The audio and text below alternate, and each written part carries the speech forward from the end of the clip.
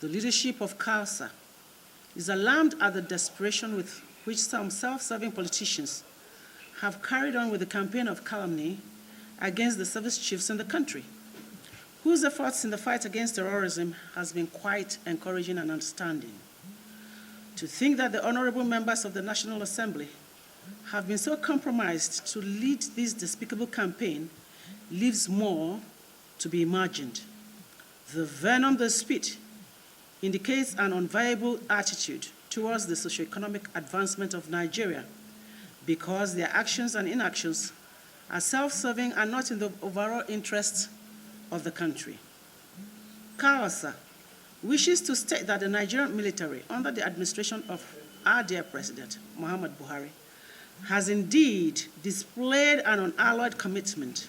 to preserving the territorial integrity of Nigeria to the applaud of discerning Nigerians. They have kept vigil while we all slept, including them. They have combed bushes and difficult-to-reach terrains in service to fatherland,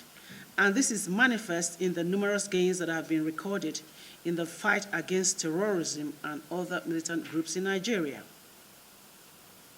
This fact is not one that self-serving politicians will want to reckon with, because it is against their overarching interests.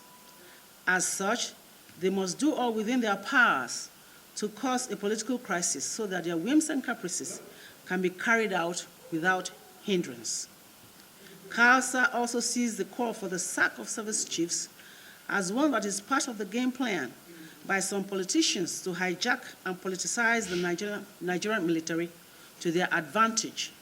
which was the norm before the advent of the Muhammadu Buhari-led administration in 2015. The Center for African Liberation and Socio-Economic Rights wishes to state that the service chiefs in the country have indeed proved their mettle and commitment to the Nigerian cause, and as such, any attempt by the relevant authorities to bow to the pressure being mounted through covert means for the President and Commander-in-Chief of the Armed Forces to effect a change in the leadership of the Nigerian military will indeed be a big blow for lovers of democracy in Nigeria. This is on the heels that if such happens,